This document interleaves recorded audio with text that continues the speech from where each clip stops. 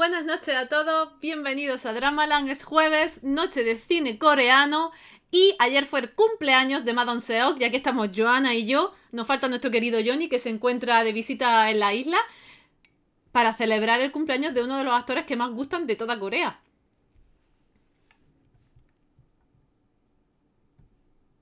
Hola, buenas tardes. Sí, así es, estamos sin querer queriendo, pero nos coincidió un poco el programa de hoy de traer dos películas de este gran actor con su cumpleaños que fue el día de ayer y pues qué mejor forma de celebrarlo hablando de dos de sus producciones, una muy sonada, muy querida de Outlast y otra reciente que también dio de qué hablar y ahí entra el gusto de cuál escoge uno como su preferida. Elegir es muy difícil. Yo creo que dentro de lo que es la filmografía de Ma Dong-seok hay muchas películas con un corte muy similar, unas muy divertidas, y quizás sea eso, la cantidad de diversión que te generan sus cintas lo que te hace estar enamorado totalmente. Pasa como con La Roca, ¿no? En si nos traspasamos a Estados Unidos. Es como que sus películas son siempre divertidas, sabes que va a haber mucha calidad a nivel técnico, de coreografía, de persecuciones y demás, y eso siempre es un lujo total y absoluto. Un lujo total absoluto también es que tenemos a Kike por el chat, 26 meses de suscripción. Ya estamos a nada de celebrar el programa número 200 y que sepáis que Kike está preparando una cosita muy especial para ese programa. Jaime también, y bueno, va a ser un programa como no hemos hecho hasta la fecha, porque celebramos el 100 cumpleaños, pero el 200 no se celebra todos los días. Sí, esto es de celebrar como el cariño, pero también el aguante por parte del chat, de mantenerse acá y de estar siempre presentes en nuestros programas de los martes y los jueves y de escucharnos y de apoyarnos y de comentar en el chat cómo les parecen las producciones que traemos. Entonces, por supuesto que es motivo de celebración.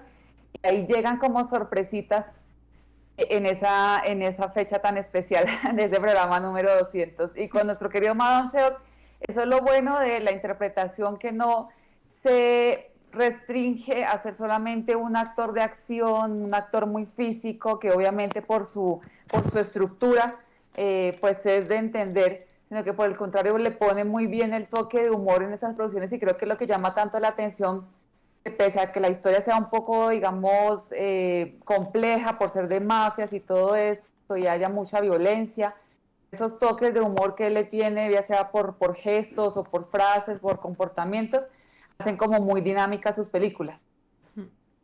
Y eso hace que nos encante. Yo tengo que decir que pocas veces se ha aplaudido tanto estando yo en Sitges como cuando este hombre tiene película y sale un golpe suyo. Es que la gente disfruta de cada gag y de cada escena, gesto, gestillo que hace así para adelante, ya te estás riendo, ¿sabes? Porque sabes que vas a esperar algo súper cómico y aún así muy dramático también cuando es necesario, y eso también influye muchísimo en que a la gente le gusta acercarse a sus películas porque no hay nada predecible, por así decirlo, a pesar de que el género pues al final es como muy, muy, muy limitado. Totalmente. Así que ya está Yuki por el chat, 25 meses también con nosotros. Hoy es un gran día. Este jueves está siendo fascinante. Y si queréis y os parece, pues tal y como dice Yuki, empezamos a hablar, ¿no? De ese Bud Spencer slash The Rock slash Madon Seok a la coreana. Con quizá la primera de las películas que traemos hoy, que es The Outlaws, que es del 2017, que luego se complementa con The Roundup, que la pudimos ver en este pasado Sitges. Y hay que decir que acabamos de descubrir que va a haber un The Outlaws 3 para este 2023. Así que vamos a tener que esperar. Parece ser, según nuestras indagaciones de última hora, Joana y yo creemos que tiene que ver con la Yakuza. ¿Verdad, Joana? Pues estábamos como mirando un poco lo que aparece en internet, que tampoco no es que se dé mucha información, y encontrábamos dos actores, Munetaka Aoki. No lo tengo muy referenciado, pero sí he visto que tiene unas producciones que son bastante sonadas. Para mí, que aparece entre el elenco de Jun Kunimura, que sí es un señor actor de estos japoneses. Nosotros la trajimos aquí cuando se habló de The Wailing, porque lo recordamos como el japonés misterioso, villano o no, que uno como que no sabía exactamente de qué jugaban esta gran producción coreana. Así que, pues por la presencia de ellos y tomando en cuenta las referencias El tema que se ha tratado primero en el aulas y luego con Roadmap, que ya se trasladaron como a Vietnam y hablábamos de otro tipo de grupos delictivos, podríamos decir, bueno, si tenemos los japoneses, ¿será que nos traen a la Yakuza? ¡Ah! Sería maravilloso. Si nos encanta la Yakuza, pues bienvenido sea. Porque además estas películas es como que ya en la segunda se abre el viajar al exterior y quizá eso sea lo que más nos ha motivado a pensar en la Yakuza. Nosotros, claro, no hemos venido arribísimas, hemos leído nombres japoneses y ese ha sido el hilo. Algo que sea lo que tenga que ser, ¿no? Pero realmente en la primera película, que es The Outlaws, creo recordar que se retrotraía a unas escenas, bueno, a unas vivencias que hubo dentro de Corea del Sur en el año 2004, si no recuerdo mal, 2004-2005 puede ser. 2004. Sí, ¿verdad? Que era un submundo criminal tremendo que estaba rondando por toda la zona surcoreana, que está basada la película, por tanto, en hechos reales, en cómo se captura, ¿no? O cómo se intenta acabar con ese crimen organizado. Y bueno, Johnny está en Mallorca de fiesta y tiene la fiesta montada por el chat. Tiene la fiesta montada por el chat porque el hype del tren se ha subido, vamos, muchísimo. Lleva ya 3 suscripciones regaladas. Joana, tú tienes una. Laura tiene otra. Y Chris, otra. Así que, Johnny, te queremos. Love you. Te echamos de menos. Así que nos estamos yendo, como dice Yuki, en este caso, a hablar de esa organización criminal de chinos coreanos, con todo lo que es la entrada ilegal en el país de esa gente proveniente de China, cómo sobrevive de forma criminal a través de bandas en los suburbios y en las zonas también de más pobres, ¿no? De más delincuencia, sobre todo de Seúl, ¿no? De la capital, y de cómo los policías se encuentran también en una esfera de muchísima corrupción. Esto es algo que tampoco nos sorprende en absoluto, y con muchas presiones exteriores a la vez. Es decir, tenemos que hacer un lavado de cara a nivel social y a nivel criminal, pero dentro de la policía la cosa, la verdad, es que tira más para barrer hacia sobornos que hacia quedarse, ¿no? Con esa gente en prisión. Y así nos encontramos con Ma Dong-seok, con su equipo de investigación, pues necesitando gente, ayuda, armas, de todo, y siendo 4 gatos contra una banda de criminales muy armada y muy bien coordinada. Entonces es sorprendente ver que esto está basado en hechos reales, a pesar de que todo sea ficticio, ¿no? Al mismo tiempo. Sí, gracias Johnny por la suscripción. Disfruta mucho el descanso. Sí, es interesante ver cómo una película que es netamente es física, de acción, de mucha violencia, tiene como trasfondo social muy conocida en Corea y que hemos visto ya en otras películas como The Yellow Sea, también como esta guerra de estos hombres que son chino-coreanos y entonces tienen sus bandas dedicadas a diferentes negocios ilícitos en China y trasladan estos negocios hacia Corea e intentan colonizar territorios, que es lo que vemos que hace Jung Ki-sang con su personaje de Yang Chen. Llega con 2 gatos más a colonizar territorio, ¿no? Como a crear ese punto de quiebre entre la paz que trae Ma Dong-seok y su equipo, porque ya hay 2 bandas en ese territorio peleando constantemente y él logra que mantengan como un equilibrio, como bueno, usted de aquí para allá para ustedes, de aquí para allá para ustedes, un poco salomónico la cosa, y mantener de cierto modo una paz más que nada para los comerciantes del sector, que obviamente siempre van a ser como atacados en el sentido del chantaje para una disque protección. Pero llega este hombre de China con sus otros 2 secuaces con un tono muy violento, muy sangriento. En primera son una especie de prestamistas que cobran de una forma bastante sanguinaria intereses, dinero y el retraso que haya con los pagos, ¿no? Entonces más o menos es, si no tiene con qué pagarme, pues no importa, yo me le saco una extremidad y ahí vamos viendo y vamos descontando.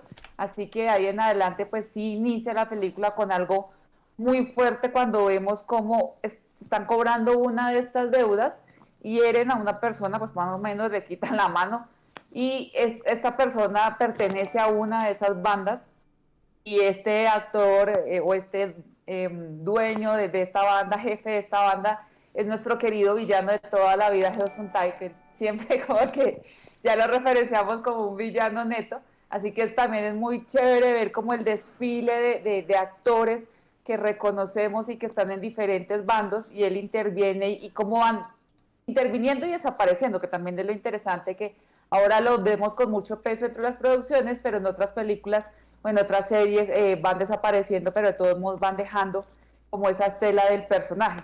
Así que acá esa lucha y ver cómo hacia el final nos recuerdan un grupo de policías capturaron 30 delincuentes pertenecientes a estas bandas en una operación, digámoslo, en una sola operación, pues fue un logro grandísimo para la policía.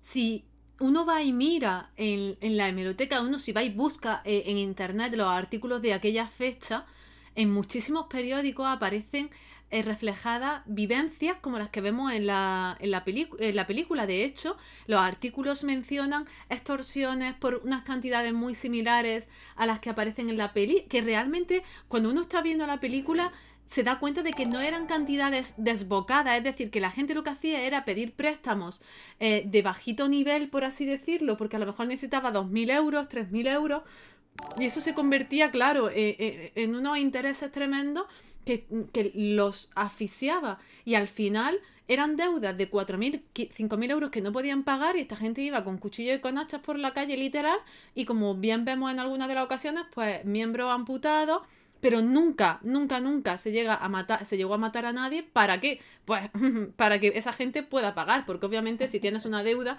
lo que quieres es que te la pague, no quieres cobrarla. No como Johnny, que se va a gastar el sueldo de un mes en seguir regalando suscripciones en el hype del tren, que yo creo que no estamos tanta gente conectada hoy como para suscripciones que están cayendo por aquí. Si es que se le va de las manos. Está que lo da todo, totalmente, Yuki, totalmente lo da todo. Lo da todo totalmente. Yo tengo una pregunta para el chat y es que, bueno, Joana y yo tenemos películas favoritas de las dos. Está The Outlaws y está The Roundup. Hemos comenzado hablando de esta The Outlaws, que es la que además nos da la base de los personajes principales, que ahora vamos a un poco a hablar de ellos para verlos luego repetidos en The Roundup y luego las veremos también a muchos de ellos en The Outlaws 3. Pero para mí, como el comienzo, como la primera película, poca cosa hay. Es verdad que The Roundup es más espectacular en algunas secuencias porque también se nota que han pasado los años, que hay un presupuesto tremendo de fondo y que se sabía que iba a ser todo un éxito y se pone dinero, ¿no?, sobre la mesa. Pero The Outlaws te plantea de forma muy básica y sin mucho artificio cómo trabaja un grupo de policía muy justito, ¿no?, por así decirlo, porque son cuatro muchachos, trabajando con dos jefes, ese capitán, ¿no?, y un sargento por encima de ellos. Y se va muy bien la dinámica de familia que hay dentro de ese grupo, ¿no? Como Madon Seo, que es el jefe, el capitán, cuida de su subalterno, cómo les compra la comida, cómo les da dinero para ropa, ¿no? Si llevan muchos días sin venir a casa. Cómo se menciona incluso a veces que esa policía trabaja sin cesar porque no hay medios suficientes y aún así no se les tiene en cuenta. Ni dentro del cuerpo ni fuera del cuerpo. Es decir, que la policía se presenta en The Outlaws como un cuerpo ajeno totalmente o como un servicio que no está bien visto y que no se ve reconocido socialmente. Es muy difícil trabajar así, más en una situación en la que tu vida corre peligro de continuo. Es que lo vemos solamente con el espacio en el que trabajan. Estamos acostumbrados a los policías dentro de la estación con una oficina, digamos, un tanto más amplia. Pueden ser varios puestos de trabajo, uno pegadito al otro, pero en una oficina, dentro de un edificio, con todas las características o todos los escudos y demás que hacen la señalización de que pertenece a la policía. Pero acá están como en un tanque, en un cuarto aparte. Es que no es ni un cuarto, es como una construcción aparte.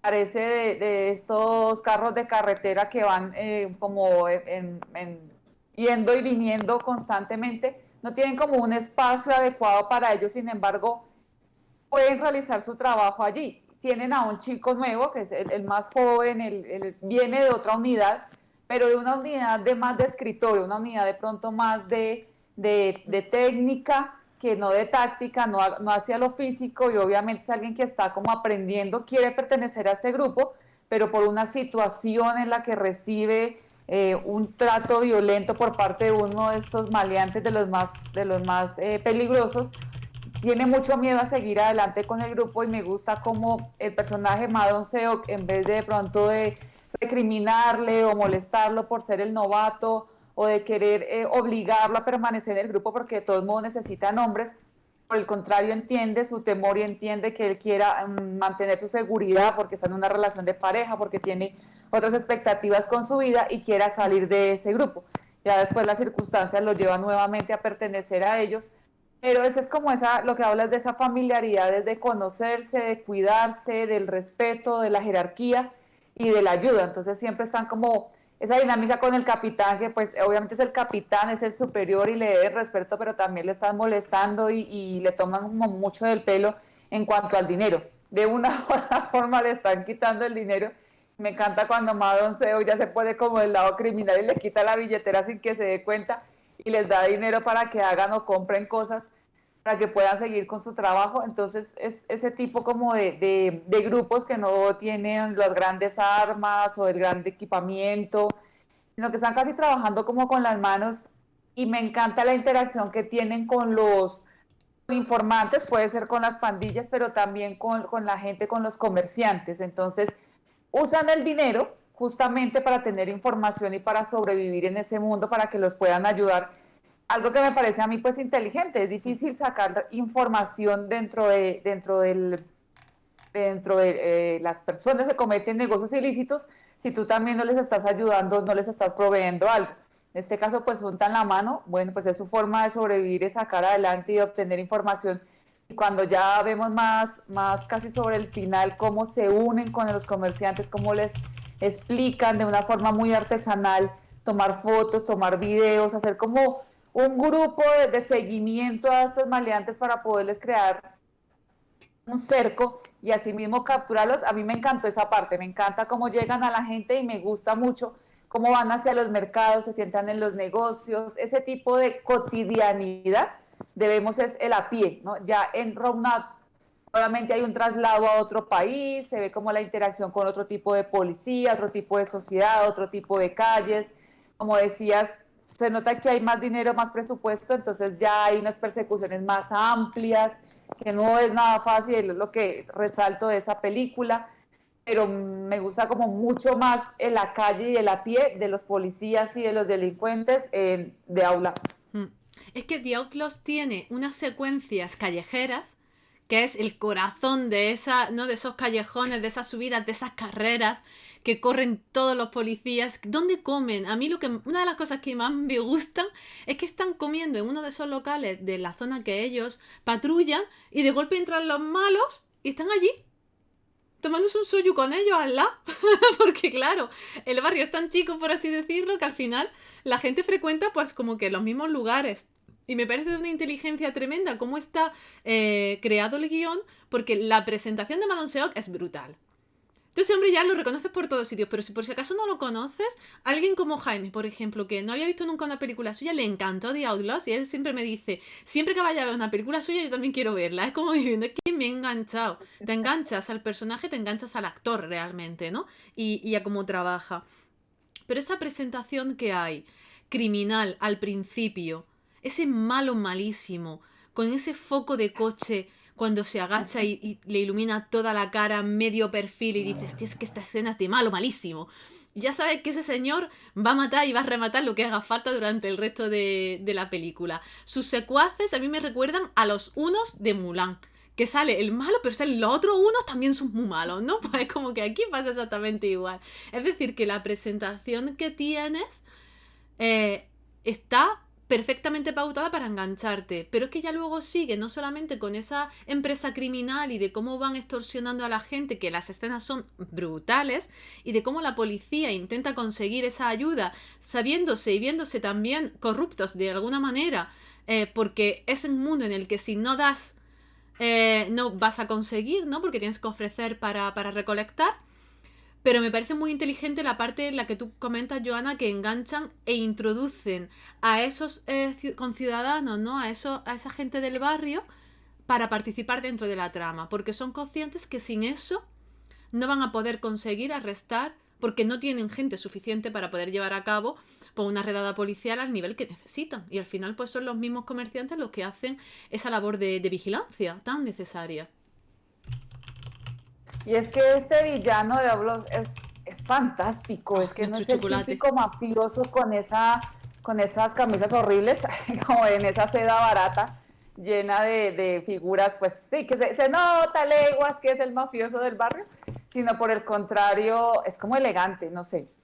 A mí me resultaba hipnótico, la verdad, yo lo miraba y no lo podía dejar de mirar por esa presencia que tiene, porque al inicio tiene como un abrigo verde largo, más adelante tiene como una chaqueta mostaza un poco oscurecida en cuero. Tiene una presencia este hombre, tiene como mucha fuerza en la mirada, en la forma de caminar, en la forma de dirigirse a quienes son como sus secuaces, digámoslo así, que sí se notan más burdos, más de la calle, más de la pie. Cambio este hombre, incluso cuando se suelta el cabello, yo no soy muy de hombres de cabello largo, pero acá a mí me resulta hipnótico, la verdad este villano me fascina. Me parecía una maravilla como lo presentaban y como anota Johnny. Es que es increíble que sea el mismo actor de Chocolate, es que sea el mismo actor de Kiss Six Sense que lo vi el año pasado, ese drama, que son tan, bueno, Chocolate es dramático, pero rosa en el sentido también a ver como romance y todo esto. Kiss Six Sense, pues bueno, es comedia, romance también, pero acá este villano era de no creer, no relacionaba a primera vista que fuese el mismo actor y me sorprendió mucho porque es muy malo, uno agradece la tunda que le da más adelante Madon Seo, pero es maravilloso verlo, me encanta y los dos que lo acompañan, como muy burdos y me recuerda el más bajito y el más delgado que es Kim Sung Kyu, cuando hablamos de él en The King of Pigs, o sea, la diferencia total del cielo a la tierra, no solamente en su adecuamiento físico, sino en su comportamiento, ¿no? Allí es como más de seguir órdenes, de estar todo el tiempo al pie del jefe, de hacer lo que él le dice, también muy físico. Es que estos tres maleantes son muy físicos en cuanto a que no se miden con un cuchillo y un hacha, o sea, la van repartiendo sin problema. Pero también me gusta cómo el jefe de estos villanos incluso puede ver cómo los otros están matando a alguien con el cuchillo y el hacha y él perfectamente sigue en el karaoke o bailando, cantando, como esa frialdad, es una frialdad en la sangre que me sorprendía. Me encantaba mucho este villano por eso. Es que no solamente los villanos te quedas prendado de ellos, es decir, porque tienes una banda criminal como la Copa Un Pino, porque al final tenemos al señor Chocolate, el John Kie-san, pero es que luego está Jin Sun Kyu y también tenemos a Kim Sung Kyu. Es decir, que tenemos dos villanos que son muy reconocidos, junto con también, por supuesto, tenemos los típicos gángsters que trabajan, ¿no? en la ciudad, que tenemos que tener en cuenta que son esos gángsters los que son echados por esta banda criminal de chino-coreanos que llega de fuera. Es que esto es importante porque se ve que hay una dinámica establecida de corrupción y de crimen organizado dentro de la ciudad que se ve por completo usurpada por esa banda que viene arrollando y sin reglas, porque realmente hay un status quo, ¿no? En la ciudad y esos villanos base, por así decirlo, esos malos base, que son Yo Jae-yoon y Park Ji-won, que los ves y dices, claro, si es que estos señores se comen la pantalla y tú los ves y dices, vamos a disfrutar con la dinámica que haya de los dos, que es verdaderamente divertida, pero son tus villanos base, tus villanos normalitos, corrientes. Es decir, esta gente lleva sus karaoke, tiene sus salas de juego, sus salas de chicas, etcétera, etcétera. Pero ahí queda la cosa. Puede haber un cierto tipo de extorsión, pero nada elevadamente grave como para que tenga que intervenir la policía, ¿no? En esa pirámide al final criminal. Pero es que cuando llegan y arrollan, los malos de verdad, porque aquí te das cuenta de dónde está la brutalidad, ¿no? Y dónde ya el no tener alma directamente se introducen en escena y se quedan a la altura del betún. Es decir, es como que sabes que hay criminales de un tipo y de otro, ¿no? Hay distintas clases y el terror que esta gente insufla en el resto de ciudadanos nada tiene que ver con los criminales tontorrones de casa de apuestas, ¿no? Por así decirlo, que por mucho daño que hagan, al final no es algo con la que tu vida se esté poniendo en peligro. Entonces, ver las dinámicas con un reparto tan grandísimo como este, te da la vida. Perdona, te da la vida, ¿por qué? porque estamos viendo un gran conjunto de actores avanzando en una trama, sintiéndose o muy fuertes o muy débiles a un mismo tiempo, y a nivel de persecución hay mucha intensidad en todo el conjunto. Y entonces aquí viene la pregunta del millón, es ¿con qué escena os quedáis? Aparte de la de Joana, que esa es la escena de todos, ahora que Joana la diga, ¿con qué escena os quedáis? Entonces, Joana, empieza tú a decir la tuya y el resto que lo piense.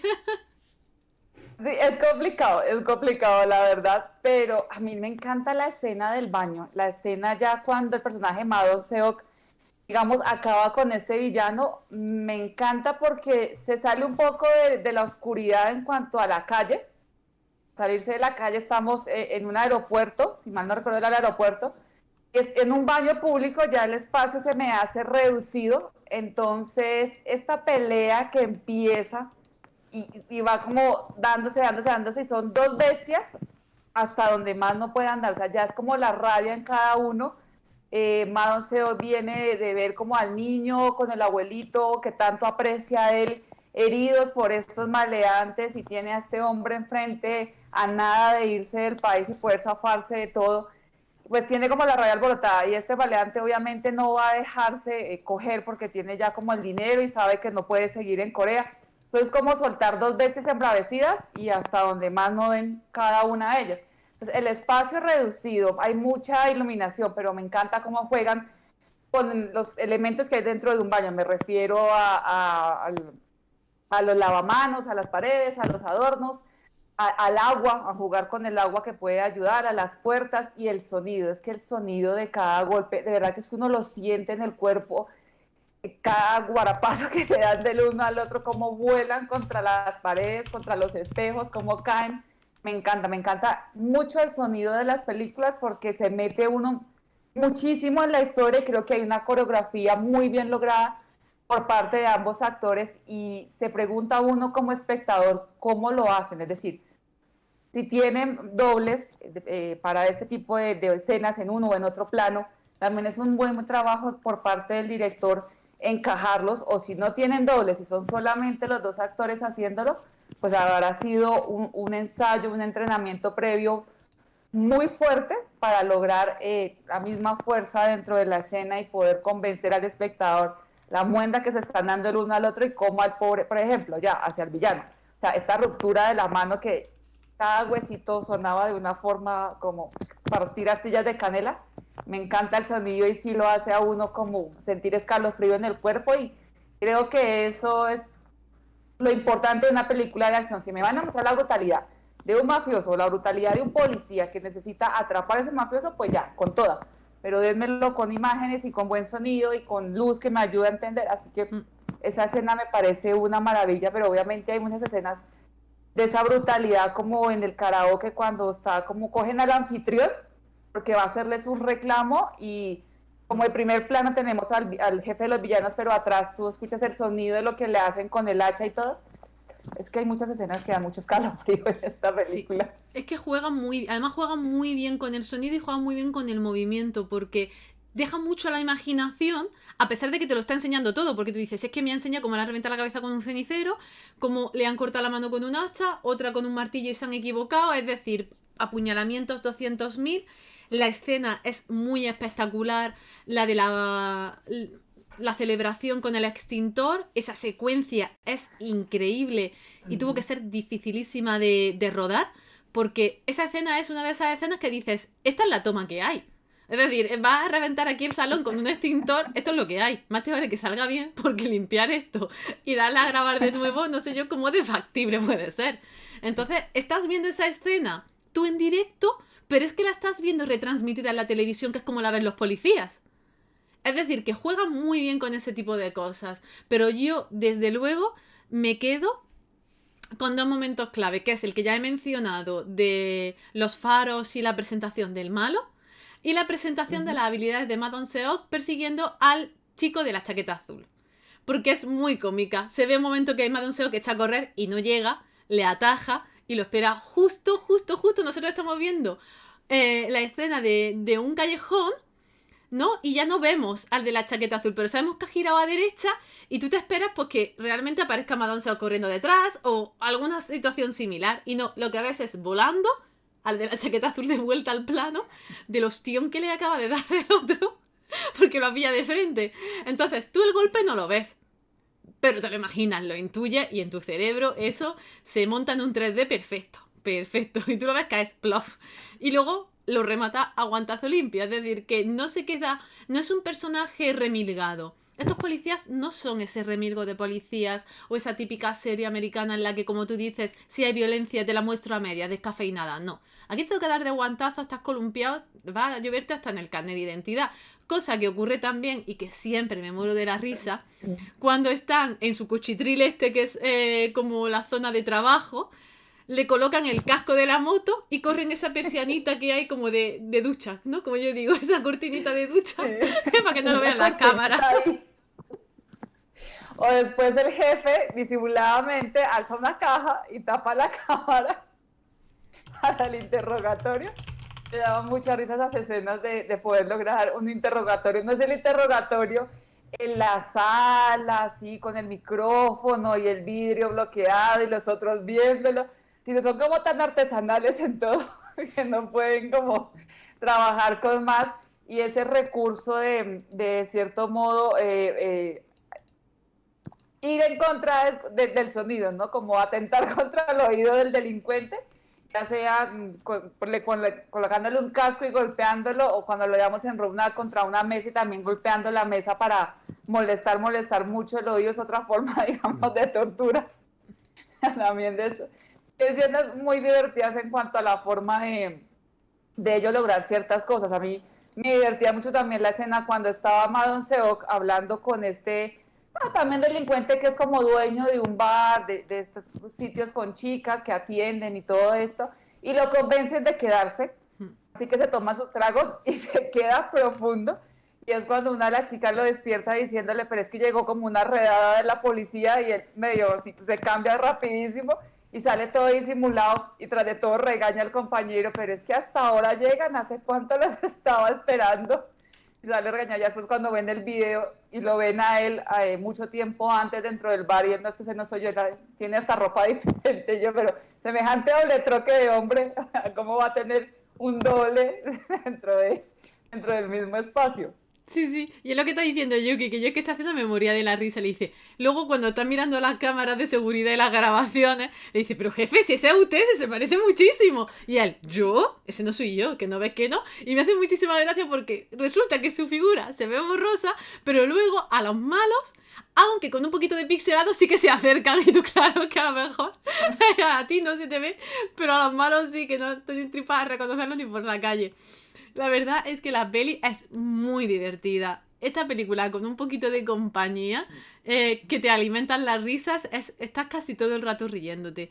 Te estás todo el rato riéndote, pero es que luego no se te hace pesada, me refiero. Tú te puedes estar riendo y que sea una serie de cosas que están pasando que no tienen mucho sentido. No, aquí la trama avanza continuamente. Tú estás viendo ese guión evolucionar con los personajes secundarios y cómo se introduce también el miedo a ser policía, el miedo a poder morir en el puesto de trabajo, la corrupción interna que hay dentro de la policía, las peleas también que hay por ese poder, por los periodistas, cómo tratan las noticias. Es decir, que hay una crítica de base, hay un fondo del que se puede rascar bastante, pero lo que es real es que estas películas son puro entretenimiento. Si quieres entretenimiento de verdad, estas cintas son las que hay que ponerse para disfrutar de algo con muy buena calidad, una producción que sabes que te va a gustar, pero que no decepciona en ningún momento, porque la edición de sonido es muy buena, las ubicaciones son honestas, son reales, como tú dices, Joana, no hay una comisaría de punta en blanco, no hay tecnología que uno diga, ups, mira, sé que me ha encontrado con el dron a que no, que va, que están ahí las criaturicas en un sitio techado de nada, de metraquilato, pasando una calor para morirse, no tienen fondos ni para comer y están luchando por sobrevivir en la ciudad de Seúl y contra sus criminales. Es decir, que es honesta en ese aspecto, no vende grandilocuencia, que quizá es lo que nos choca cuando nos vamos y transponemos a The Roundup. porque como tú bien dices, Joana, ya nos estamos moviendo de país y aquí es como que la peli sí que crece un escalón. Se ve en la producción ese escalón por encima. Sí, claro, ya salimos de Corea. A mí me encanta el hecho de que se manejen por las calles de estos comerciantes, no del gran comerciante con mucho lujo, incluso el restaurante al que van de manera continua, del niño, del abuelo. Se nota que es un restaurante humilde, de barrio. Entonces, a mí esas escenas de barrio me chiflan. Sea cual sea la temática de la producción que estoy viendo, me encanta ver esas escenas de barrio.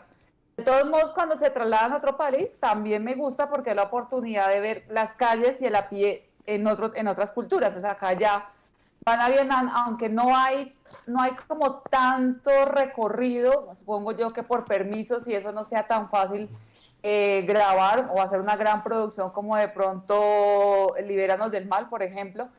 Pero de todos modos acá tenemos ya una interrelación con Vietnam, ya pasa a ser con solamente la vestimenta de los personajes, el calor, la humedad, entonces pasamos del Corea, de este villano con el abrigo, con el buzo, súper con su pelazo, las gafas, como digamos lo elegante, ¿no? Como anotaba yo hipnótico, a un villano, el villano de la camisa de seda, así como burda, todo sudado, caluroso, entonces era como el típico mafioso maleante normal, el que uno siempre espera en ese tipo de producciones y se enfatiza más cuando ya vemos la actitud con la que viene y es no de tener más como elegancia al momento de hacer las cosas, que suena un poco irónico, elegancia dentro de tanta muerte y estos mafiosos con hachas y cuchillos, pero es que el otro era el de Ronald burdo, burdo en el sentido de, es que no nos daba tiempo ni a una frase, sino era de repartir cuchillo y hacha y pa' aquí y pa' allá, pues es entretenido, sí, no digo que no, porque tiene muy buenas escenas de acción, de todos modos hay una coreografía muy fuerte, muy bien elaborada, pero creo que me faltaba a mí como, o de pronto esperaba otro villano elaborado como el de Abulos, y acá nos muestran otro tipo de villano, un hombre que simplemente tiene un negocio muy complejo en Vietnam y es esperar que lleguen los turistas coreanos para secuestrarlos, pedir un rescate, pero nunca los devuelve, sino que por el contrario los mata y van desapareciendo y desapareciendo y desapareciendo coreanos y vemos el problema, el tamaño del problema con una frase de Ma Dong-seok cuando llega a la comisaría a encontrarse con el cónsul coreano y ve tantos afiches de gente desaparecida y dice, pero hay muchos casos de personas coreanas desaparecidas y el cónsul anota así, pues entre 30.000 turistas mensuales el número que tenemos de desaparecidos es bastante alto, pero queda como ahí, como una anotación y como es que acá hay muchas más cosas con que jugar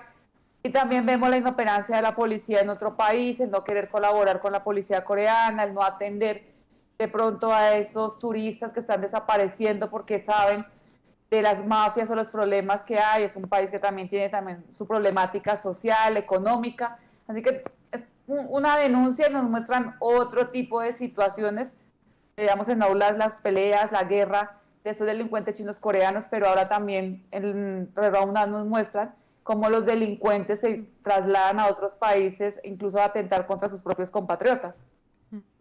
Esta película vuelve a chocar de nuevo. A mí me encanta que los coreanos hacen las cosas basadas en hechos reales. Aunque sea de forma cogida con pinzas, pero como que toman la idea, el evento y construyen, ¿no? A partir de ahí. Estaba preguntando a Yuki para el chat si realmente hay tantos desaparecidos. Yo creo que hay más de los que tendemos a creer que puede haber, pero quizás porque aquí en Occidente nos chocaría que así fuese.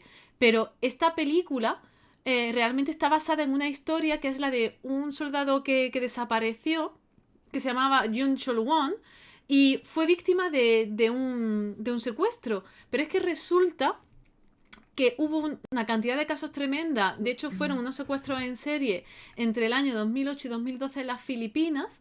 Y a día de hoy, a diferencia de lo que ocurre en la película, a día de hoy todavía no se ha conseguido, ¿no?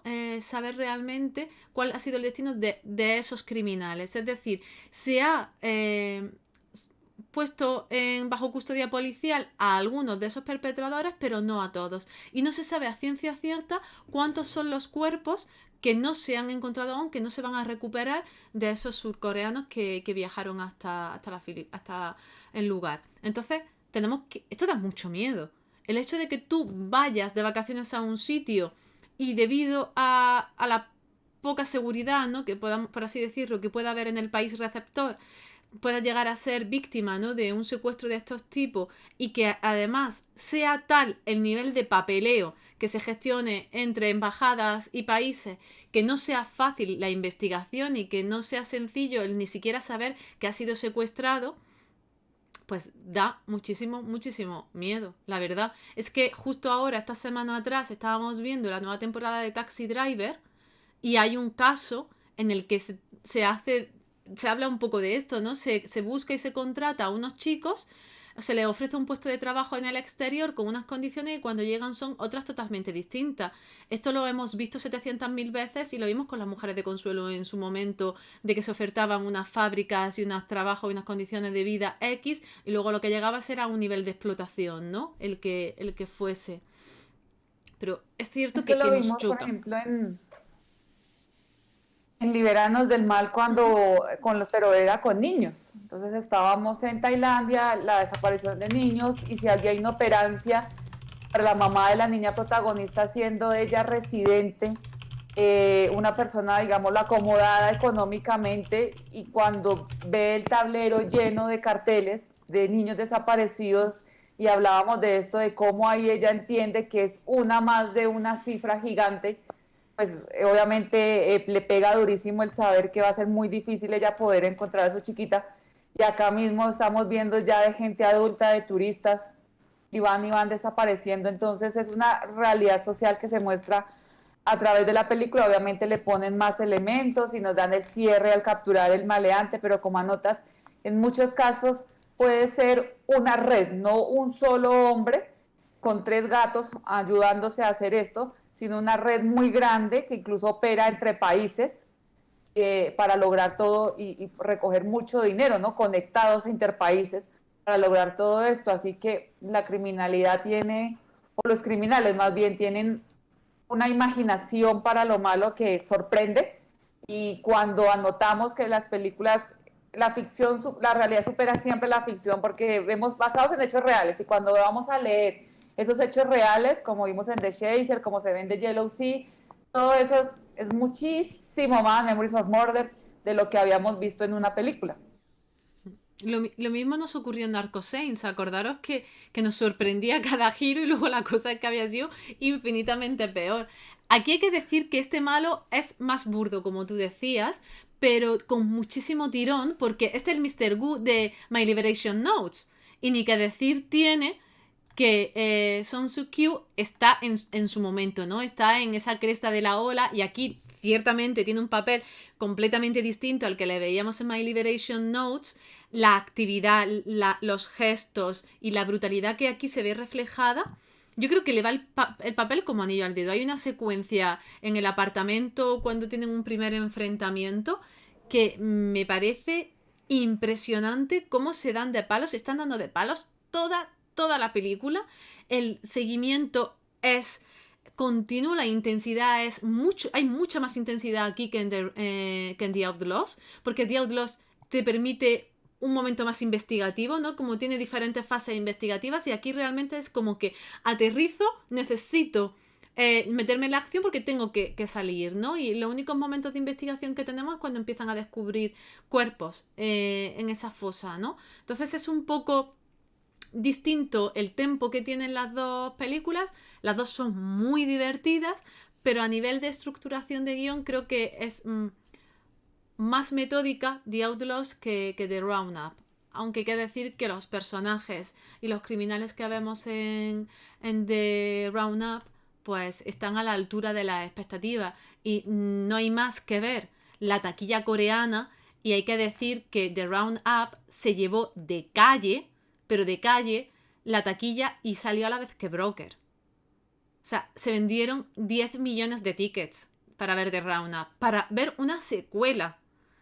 Es que para The Outlaws 3 vamos a tener película, vamos, va a ser otro exitazo seguro porque viendo cómo se gestiona esa segunda parte, la tercera va a tener a la gente en vilo, pero realmente se mejora a nivel de acción, pero para mí a nivel de guión y de presentación de la historia me gusta más la primera.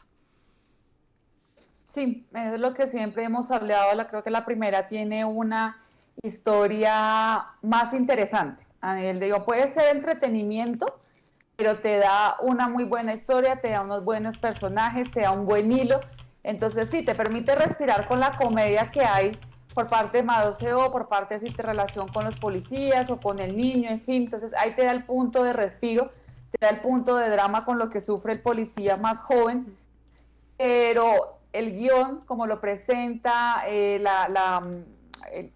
problemática que hay entre las mafias dentro de Corea, el que llegue este hombre con esa violencia e incluso sorprenda su violencia no solo a los mafiosos asentados en un territorio, sino a la misma policía, cuando mata a uno de ellos, a uno de los fuertes, a uno con los que Ma Dong-seok había logrado una especie de tregua entre él y otro de los maleantes, y llega este hombre con otros dos y lo pican, es que es así, literalmente lo pican y lo riegan por basura, maletas, y todos se quedan como hasta dónde es capaz de llegar, vamos a tener que detenerlo, pero en el acto.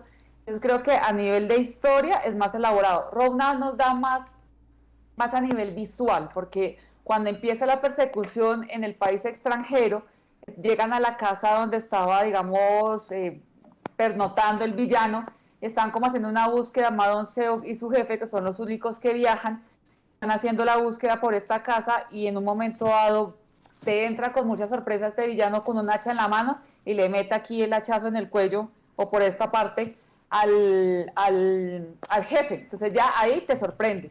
Cuando se trasladan a Corea y hacen las persecuciones en auto, pues me encantan porque no considero que sea fácil en calles tan amplias, trabajar con más carros, trabajar con extras. Me parecen muy bien logradas. Entonces a nivel de acción hay mucho. Entonces, ¿qué nos va a traer la tercera? Nos va a traer un guión más elaborado como en la primera, nos va a traer mucha acción como en la segunda, o nos va a traer una unión con un muy buen guión y con muy buenas escenas de acción. Entonces eso es como el motivo de sorpresa que tenemos con esa tercera, qué tanto nos va a dar, de qué más nos va a dar. Entonces sí, en la segunda, para el que guste de la acción, de las buenas escenas, lo hay mucho, porque por ejemplo, ya hacia el final, cuando este hombre tiene esa pelea en el autobús, también me parece un espacio muy cerrado y muy complicado de trabajar, y ves y escuchas cada golpe con la fuerza y la brutalidad que tienen, de también dos hombres que ya se están dando hasta donde más no van a poder o hasta donde les llegue el límite de su fuerza física. Pues en ese sentido está muy bien hecha la coreografía.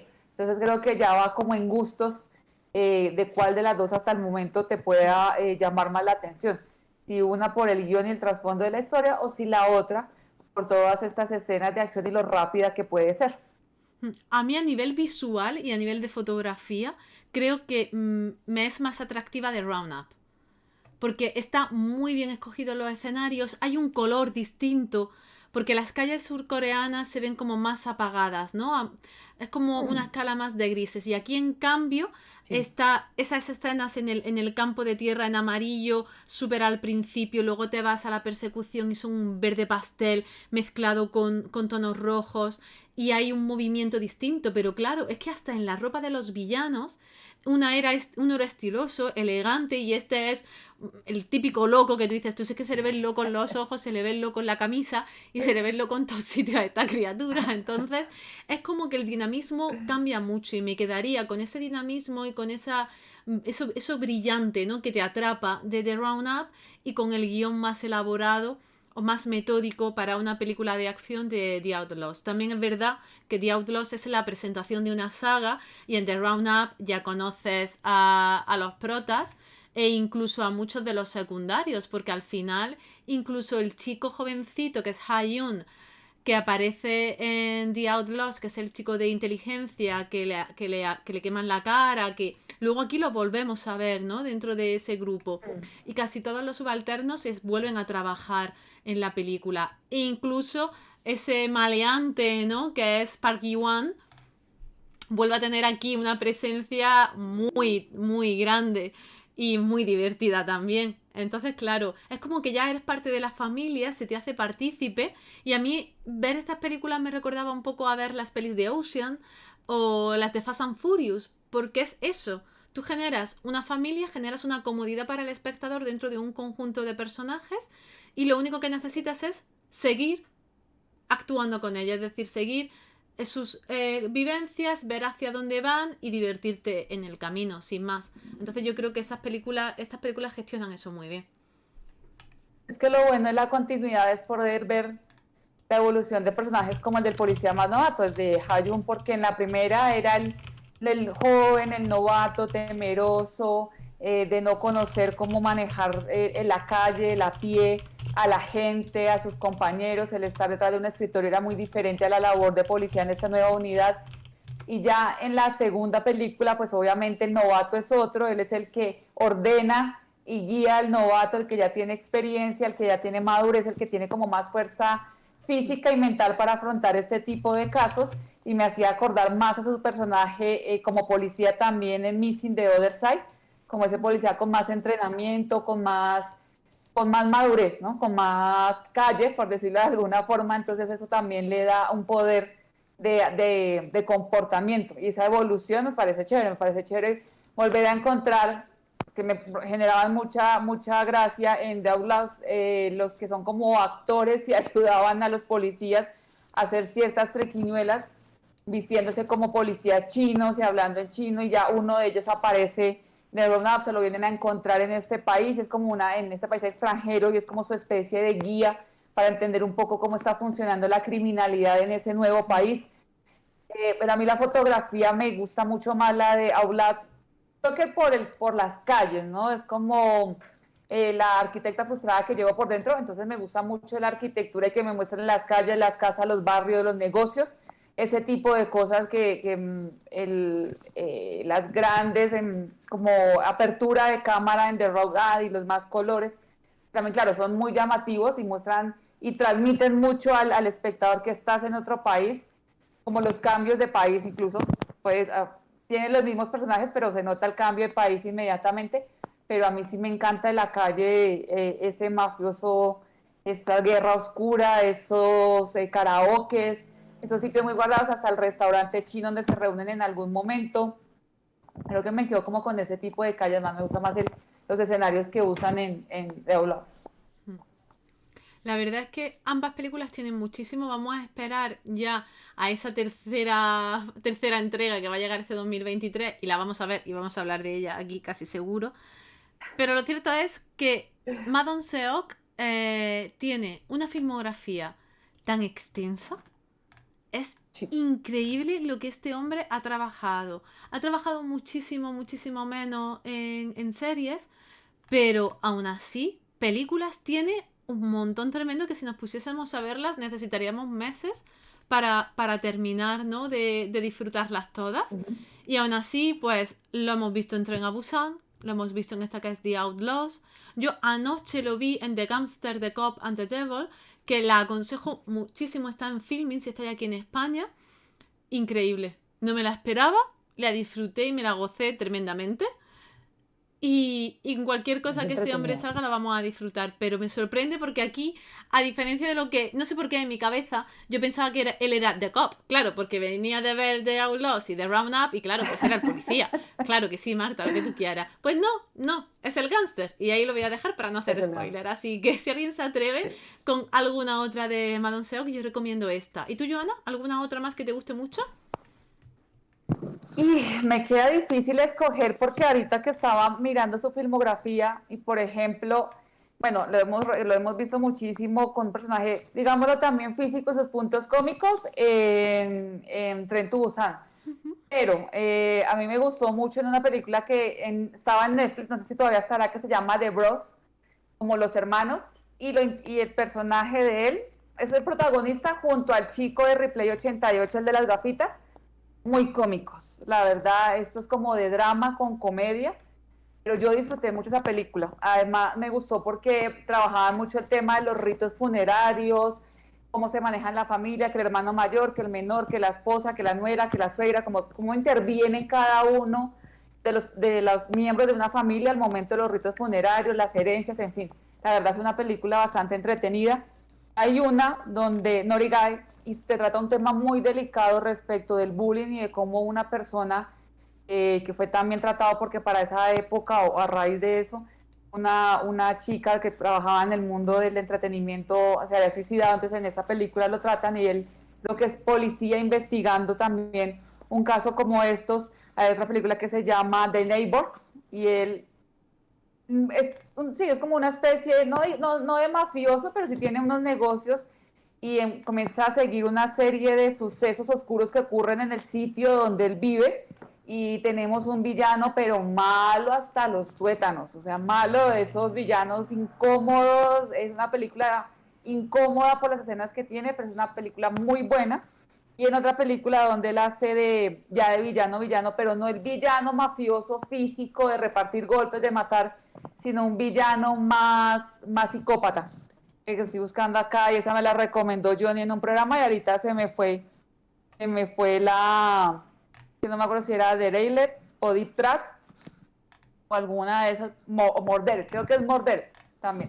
Tiene, la verdad, hay que repasar mucho la filmografía de él, incluso cuando hace sus cameos, por ahí aparece en Larga Vida al Rey. Lo hablábamos la vez pasada con King Rebun, muy chistosa la aparición de él. Así sean los cameos de unos minutos, es maravilloso, pero yo creo que recomendar una sola de él, no, porque tiene como en Asphalt, que era como el científico, otra careta, otra fase. Entonces, de pronto ir y buscar y mirar la sinopsis y para ver una de cada género y poderlo ver así en diferentes facetas.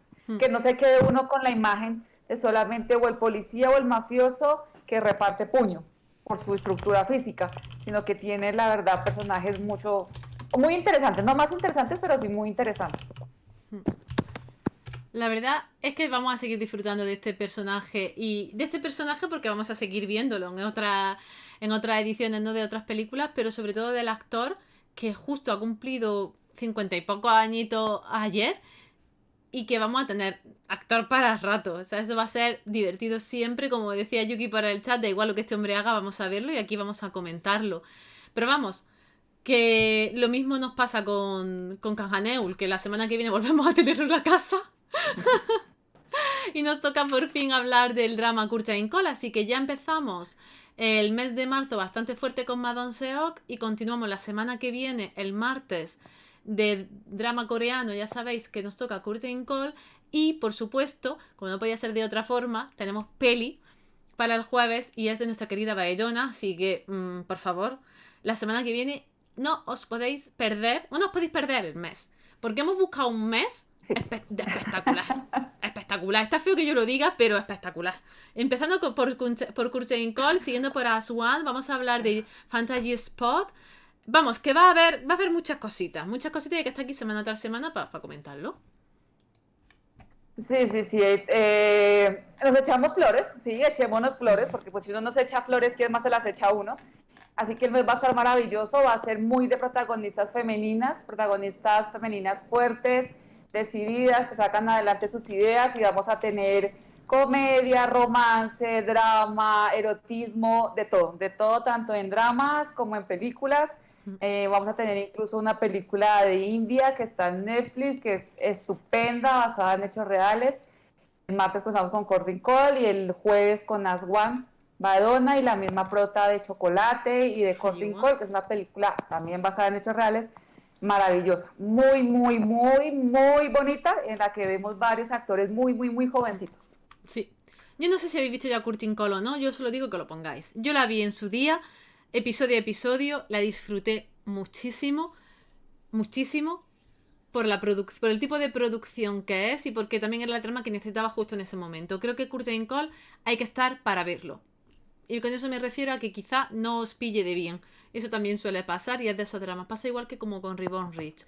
Son dramas largos que hay que tener ganas de seguir y de que sea pues algo más calmadito, ¿no? De tener algo más de acción por un sitio. Claro, yo la vi viendo The First Responders y entonces The First Responder, Curtain Call y Reborn Rich a la vez son una buena mezcla. Porque vas poquito a poco y vas disfrutándola. Quizá viéndolas de atracón y de una en una pues se puedan hacer un poquito más densas. Pero Ha Ji-won está bastante bien, Kang Han-eul está sobresaliente, pero sin lugar a dudas, quien te roba el corazón es Choi Da-hoon, que ya hablaremos de él, y nuestra querida señorita mayor, ya abuela, Kodusin, que esa mujer, da igual lo que haga, te cautiva. Ahora está en Island, está increíble. En Curtain Call está impresionante también. Así que solo por disfrutar de nuestras ayumas favoritas, hay que venir el martes al programa. Y una de las Ayumas queridas, hay varios hermanos para escoger con cuál quedarse, el favorito, no siempre uno termina escogiendo al protagonista como su personaje favorito, y eso puede pasar en The Curtain Call.